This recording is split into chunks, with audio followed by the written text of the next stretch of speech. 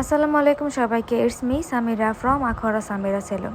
যারা জিজ্ঞাসা করেন যে আপু আখাউড়াতে আপনার সেলুনটা কোন জায়গায়, তাদের জন্য বলছি যে আখাউড়া সড়ক বাজার ভূতেরগড়ের অপর পাশে দয়াল স্বর্ণ শিল্পালয়ের ৩য় তলায় সামিরা পার্লার, মালদারপাড়া রোড। যারা আমাদের পার্লারে বউ সাজ, পার্টি সাজ কিংবা অন্য কোনো যেই ধরনের কাজ, হেয়ার রিবন্ডিং, হেয়ার স্পা, যে কোনো কাজের বুকিং করতে চান তারা আমাদের পেজে নক করুন অথবা আমাদের নাম্বারে কল করুন। আমাদের নাম্বার হচ্ছে 01328193046। এই নাম্বারে কল করুন অথবা এই নাম্বারে ইমো, হোয়াটসঅ্যাপ আছে, ওইখানেও নক করতে পারেন।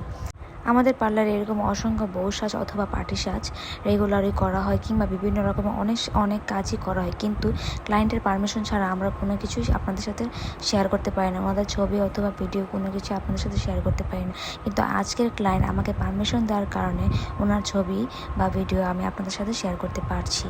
আর সবাই কেমন আছেন একটু কমেন্ট করে জানাবেন। আশা করি সবাই ভালো আছেন। আর আমার চেহারা দেখে বুঝতে পারছেন যে আমি ভালো নেই, যদিও ভিডিওটা 3-4 দিন আগের, কিন্তু আমি আপনাদের সাথে শেয়ার করতে পারিনি কারণ আমার অতিরিক্ত জ্বর এবং ঠান্ডা থাকার কারণে আমি কোনো কিছুই করতে পারিনি, ভিডিও এডিট করতে পারিনি, ভয়েসও দিতে পারিনি, আপনাদের সাথে শেয়ারও করতে পারিনি। যাই হোক, এতদিন পরে আমি সুস্থ হওয়ার পরে আমি আপনাদের সাথে ভিডিওটা শেয়ার করতে যাচ্ছি। তো চলেন আজকে আমার এই ব্রাইডাল মেকআপ টিউটোরিয়ালটা আপনাদের সাথে শেয়ার করি। প্রথমে আমি খুব সুন্দর করে একটা বেস করেছি ডায়মন্ড ব্র্যান্ডের একটা ফাউন্ডেশন দিয়ে। তারপরে বউয়ের আইব্রো প্লাগ করা ছিল না, এভারলি ব্র্যান্ডের একটা কনসিলার দিয়ে আইব্রোটা করেছি এবং চোখের উপরে আমি এভারলি ব্র্যান্ডের কনসিলারই দিয়েছি এবং একটা নুড কালার আর শ্যাডো দিয়ে খুব ভালো করে ব্লেন্ড করে দিয়েছি। ফাউন্ডেশন হোক, আইশ্যাডো হোক কিংবা যাই হোক না কেন, ভালো করে। বাইরে অনেক বেশি বৃষ্টি হচ্ছে, তো এটাই বলতে চেয়েছিলাম যে ফাউন্ডেশন হোক, আইশ্যাডো হোক বা যেই কোনো কিছু হোক, খুব ভালো করে ব্লেন্ড করে নিলে দেখতে খুব সুন্দর লাগে, রয়্যাল লাগে, ভালো লাগে এবং দেখতে খুব বউ একটা ফিল আসে। কিন্তু যদি ভালো করে ব্লেন্ড না করা হয় তাহলে মেকআপ সুন্দর করে বসে না। আপনি যত দামি প্রোডাক্ট দিয়েই আপনি বেস করেন না কেন কিংবা মেকআপটা করেন না কেন।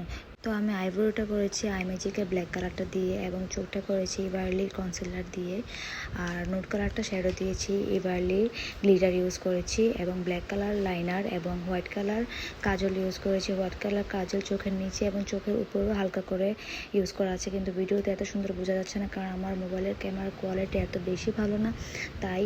এবং আমরা পিঙ্ক কালার ব্লাশ ইউজ করেছি, পিঙ্ক কালার চিকে ব্লাশও ইউজ করেছি, হাইলাইটার ইউজ করেছি। হাইলাইটারটা কোন ব্র্যান্ডের এটা বলতে হবে না, এটা সবাই জানে।